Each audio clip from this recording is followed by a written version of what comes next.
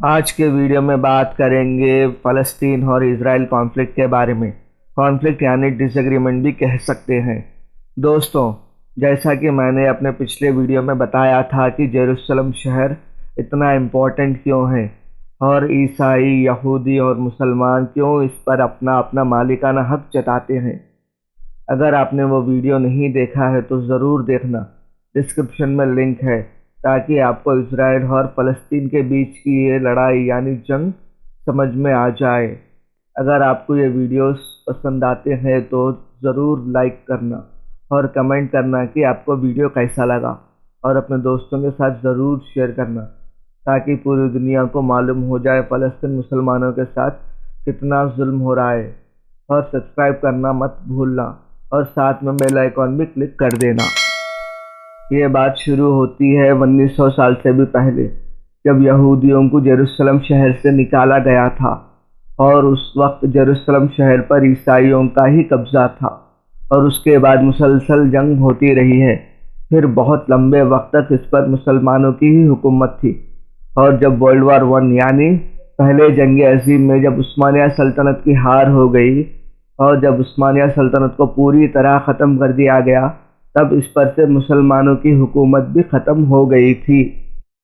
یہ بات شروع ہوتی ہے 2 نومبر 1917 میں، جب برٹشرز نے بالفور ڈکلریشن نام کا ایک پبلک سٹیٹمنٹ جاری کیا تھا، اور اس میں یہ لکھا تھا کہ پوری دنیا میں جیوز یعنی یہودی کہیں بھی کیوں نہ ہو، وہ یہاں فلسطین میں آ کر اپنی زندگی شروع کر سکتے ہیں۔ اور دھیرے دھیرے پوری دنیا سے یہودی آ کر فلسطین میں بسنے لگے اور اس پر قبضہ کر لیا۔ آپ میپ میں بھی دیکھ سکتے ہیں دوستوں۔ 1947 میں یونائٹڈ نیشن نے فلسطین کو 2 ٹکڑوں میں بانٹ دیا تھا، یعنی فلسطین دیش کے 2 حصے کر دیے تھے، اور اس پارٹیشن کی وجہ سے 44% لینڈ فلسطین کو ملا اور 56% حصہ اسرائیل کو دیا گیا تھا۔ اور اس پارٹیشن کی وجہ سے ہی عرب اور اسرائیل کے بیچ میں جنگ شروع ہو گئی تھی 1948 میں، اور اس جنگ میں اسرائیل کی جیت ہو گئی تھی، اور اسرائیل لوگوں کی مدد کرنے والا کوئی اور دیش نہیں بلکہ برٹین تھا، کیونکہ برٹشرز نے بالفور ڈکلریشن میں زیونسٹ سے یہ وعدہ کیا تھا کہ وہ یہودیوں کی مدد کرے گا فلسطین کو یہودیوں کا نیشنل ہوم بنانے کے لیے۔ اس جنگ کو جیتنے کے بعد یہودیوں نے اسرائیل کو اپنا آفیشیل کنٹری ڈکلیئر کر دیا تھا۔ آج ایسے بہت سارے دیش ہیں جو اسرائیل کو آفیشیل کنٹری مانتے ہیں، اور دوسری طرف کچھ ایسے دیش بھی ہیں جو اسرائیل کو آفیشیل کنٹری نہیں مانتے ہیں، کیونکہ ان کا یہ ماننا ہے کہ اسرائیل نے فلسطین پر انلیگل طریقے سے قبضہ کیا تھا۔ ویسے تو فلسطین اور اسرائیل کے بیچ کئی جنگ ہوتی رہی ہے، مگر ہم بات کریں گے ایک ایسی جنگ جو اتہاس میں 6 ڈے وار کے نام سے مشہور ہے۔ 6 ڈے وار شروع ہوا تھا 5 جون سے لے کر 10 جون 1967 میں۔ یہ جنگ 6 دن تک ہوتی رہی ہے، اس لیے اس جنگ کو 6 ڈے وار کہا جاتا ہے۔ اس جنگ میں اسرائیل کے خلاف تھے ایجپٹ، سیریا اور جارڈن جیسے دیش، اور اس میں اسرائیل کی جیت ہو گئی تھی، اور فلسطین کو اس ہار کی بہت بڑی قیمت چکانی پڑی تھی۔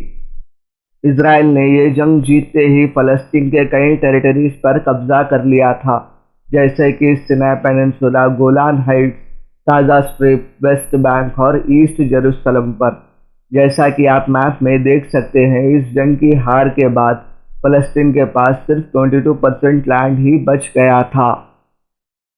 اس کے بعد ٹرمپ نے اپنا پیس پلان انٹروڈیوس کیا تھا، جسے آج ٹرمپ پیس پلان کہا جاتا ہے۔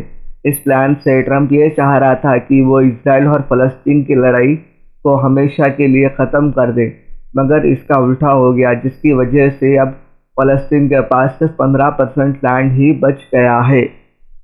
اب ہم بات کریں گے اس حادثے کے بارے میں جو کہ رمضان کے مبارک مہینے میں، اور وہ بھی الوداع جمعے کے دن ہوا تھا، جو تھا 7 مئی 2021 کے دن۔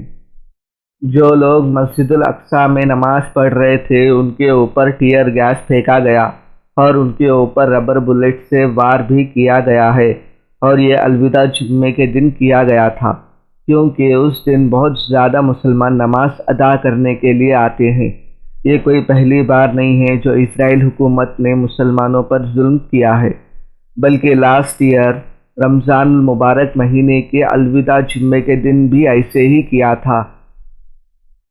الجزیرہ نامک نیوز کے مطابق اسرائیلی حکومت ہر ممکن کوشش کر رہی ہے جیسے کہ وہ فلسطینی مسلمان کو اپنی ہی جگہ سے نکال سکے۔ اسرائیل کا سینٹرل کورٹ جو ایسٹ جیروسلم میں ہے، اس نے یہ فیصلہ کیا ہے کہ 4 فلسطینی فیملیز جو شیخ جرہ میں رہتے ہیں انہیں وہاں سے نکال دے، اور کہا جاتا ہے کہ وہاں کی اور بھی فیملیز کو ایسے ہی نکالا جائے گا، اور اس کی ہی وجہ سے فلسطینیوں پر اٹیک کیے جا رہے ہیں۔ اس اٹیک میں اسرائیل پولیس آفیسر نے ربر بلیٹ فائر کیا تھا، اور اس کی جوابی حملے کی وجہ سے ہی وہاں کے فلسطینی مسلمانوں نے ان پر پتھر برسائے ہیں، جس کی وجہ سے 205 فلسطینی مسلمان اور 17 اسرائیلی پولیس آفیسر گھائل ہو گئے تھے۔ اسرائیل کی حکومت فلسطین کے لوگوں کے گھر پر زبردستی قبضہ کر رہی ہے، جس کی وجہ سے فلسطین کے کئی لوگ وہاں پر پروٹیسٹ کر رہے ہیں، اور ان پروٹیسٹ کو دبانے کے لیے ہی اسرائیل ہر ممکن کوشش کر رہی ہے۔ فلسطین کا ایک پروٹیسٹر جس کا نام ہے بشر محمود، اس نے کہا کہ اگر آج ہم پروٹیسٹ میں حصہ نہیں لیں گے تو اسرائیل کی حکومت آج میرے گھر پہ، پھر کل تیرے گھر پہ، پھر کل اس کے گھر پہ، اس طرح وہ ہر فلسطین کے گھر پر قبضہ کر لیں گے۔ اس لیے ہمیں آواز اٹھانی چاہیے۔ فلسطین کے پریزیڈنٹ محمود عباس نے UN سیکورٹی کونسل کو بلایا ہے اس پر اسٹرکٹ ایکشن لینے کے لیے۔ اور بھی کئی بڑے لوگوں نے اپنی آواز اٹھائی ہے، جیسے کہ ترکی کے پریزیڈنٹ رجب طیب ایردوغان، پاکستان کے پرائم منسٹر عمران خان، اور بھی کئی بڑے لوگوں نے اپنی آواز اٹھائی ہے۔ اب دیکھنا ہے کہ اس اسرائیل کے ساتھ کیا ہوتا ہے اور فلسطینی فیملیز کو کون بچاتا ہے۔ اگر آپ کو یہ ویڈیو اچھا لگا تو سبسکرائب کر کے شیئر کرنا، اور ان کے لیے دعا ضرور کرنا۔